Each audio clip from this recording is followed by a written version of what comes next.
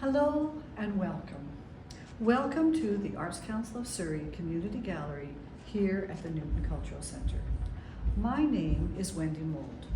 I'm here today to introduce you to our featured artist for the month of November, JOANNE Dennis. JOANNE's show is here in the gallery until November 28th and is also available online at the artscouncilofsurrey.ca. JOANNE's show, Generational Legacy, Remembering Roots, is about preserving legacy. Her approach is to use conservation, regeneration, and restorative practices to create her pieces. Each piece is telling about a life's journey through time.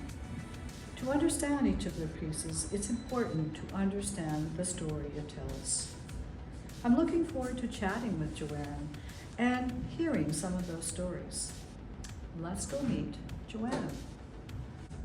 Well, JOANNE, so nice to see you today and have this chance to talk with you.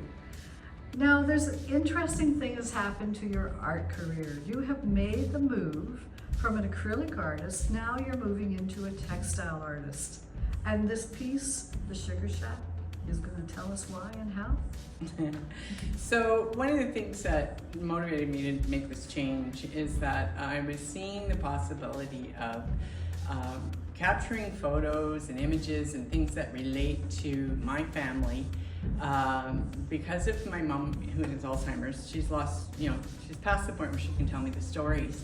So I have been going through photos for a long time now, and going, what am I going to do with this? And create some purpose out of the situation, and get. I really started to see that capturing people's life stories was going to be really purposeful for me, and make me feel really good about what I'm doing going forward with my art and creativity. Neat. And so now, can you tell us a little bit what's involved here with the Sugar Shack? So I started out with a multimedia piece. So this one is basically something where I started with paint, and I built up the canvas backdrop with the paint, and I have had to put some images in that came from the photo album. So that was sort of my original vision, was how I'm gonna figure out how to put the photos in. They're not just photos taken straight from a camera and put on photo paper, right? These are photos that have been put on fabric. So this is my uncle's Sugar Shack, and these images are very ghostly, which I actually think is kind of cool. And there's even me as a girl, probably 10 years old at that point, in the image. So for me, it's very personal, creating this piece as well. And one of the things I really enjoy about that is the fact that I'm seeing a way to capture life stories within my own family and have them carry through the generations, and gives my kids and grandkids, and not that I have any yet, but in the future, to actually be able to follow along what's happening in our family, and that family history won't be lost. Neat. Now, you've gone from here, we have the mixture of acrylic and textile working together. Now, I understand that was the starting point. And now the next picture, the anglers, is a little bit more, looks to me like all fabric now, is it? Is that that's where the change happened? You made that leap? Well, I actually enjoy doing both. I still enjoy painting, firstly. And I probably won't stop painting altogether, but I will probably just paint for enjoyment mostly. And one of the things about the textile and the fabric is that those are my two loves. I've always loved fabric, and I've always loved paint. Right. So I'm just merging them. That's what I'm doing. And so the fabric pieces, sometimes that's all I want. I'm inspired to do this piece by playing with the stitches and the sewing machine and generating something different that will actually bring the photos forward, and you can really see how they pop the way I outlined the characters in the image. So it just makes it possible for me to sort of bring those images to life. So then what's the difference between the angler and then the next one in the process, which is the navigator? How did that change? What's more have you incorporated? So then I started seeing, I really had to figure out how to present the story. So the story that goes with the piece. And so when I did the navigator, that's actually my father on a ship. And he was a navigator in his early 20s, And I actually had to do quite a bit of research for that. So what I found was I didn't know anything about that. I had one photo of my dad as on this ship, and my mom had told me years ago what it was about. And so I actually had to figure out, I saw the name of the ship in the photo, so I looked it up on Google and found an amazing history around that ship. Told me a lot about my dad in terms of what he did. He didn't actually stay in that role for his life, but it was great to see this was who he was then. Wow, neat, neat. So that's really neat. Let's go ahead and look at some of the other work. Okay. This is the Boucher Legacy, and now I understand this has got a lot of examples here of some of the challenges you faced in moving into this process that you want to continue.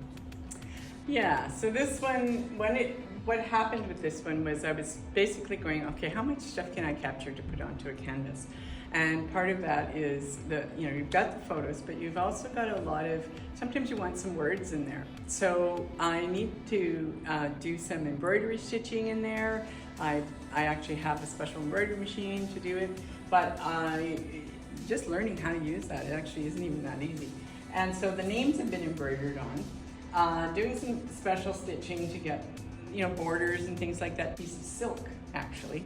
And I managed to learn to transfer onto silk paper. Like it's very tricky actually. I'm processing it through an inkjet printer, believe it or not. So what tends to happen is it's going to work or it's going to jam. It's one or the other. So this particular piece, I was really pleased it came out okay, but then when I sewed it on, it sagged. And it was like, oh, now what am I gonna do? So I learned about a process called trapunto, which is actually stuffing the back in behind. So I actually put some felt in behind, and then I really liked the outcome because suddenly the color showed through, which really supported the whole picture. So these are the kinds of things that I discovered along the way.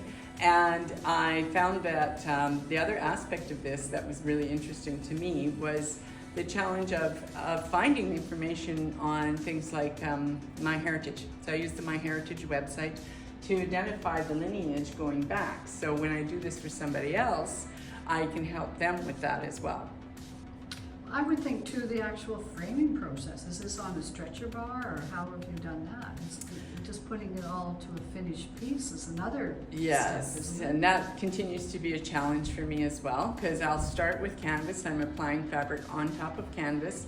The stitches can rip if I pull too hard on the canvas when I'm framing.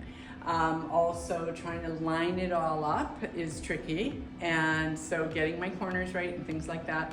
Sometimes it takes quite a few tries to get it stretched onto the frame properly.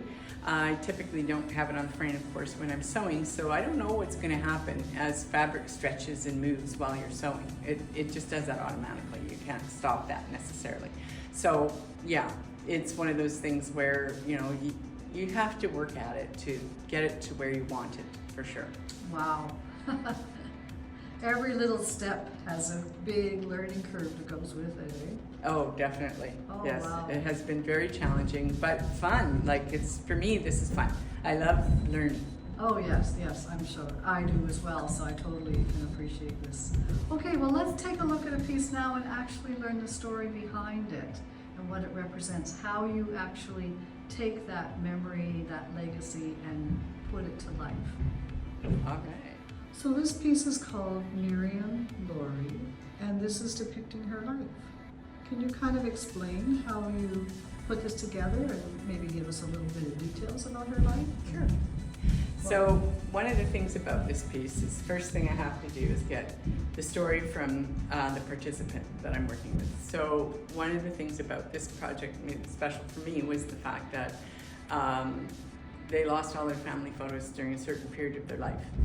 So she had very few in the middle of her life, but she had many from current and many from way back, which I had to work with to try and create this story on the scene. So one of the things I did was I identified she originally is from Barbados.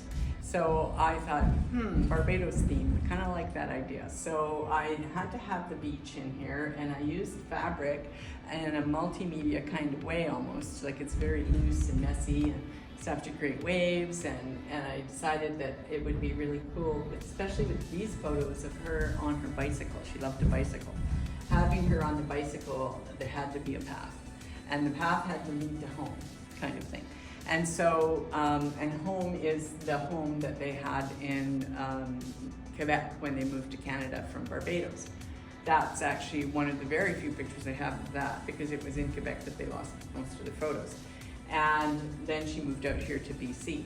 So one of the things that the participant told me was that she has aged in a way that she's turned into kind of she's just an investigative, energetic old lady who is she's actually lots of fun now. And it's funny because it was a shift in her personality that happened with Alzheimer's that she's got. So she really wanted the fun to show up in the piece. And that's what I was trying to accomplish here. That's what the embroidery is about. She loved flowers, she loved birds. I have little birds on her hair. This one, she just so reminded me of Cinderella or Snow White here. And I had to put a bird on her shoulder, you know, like she just makes you smile, this person. And that's what I wanted the canvas to do, is make you smile.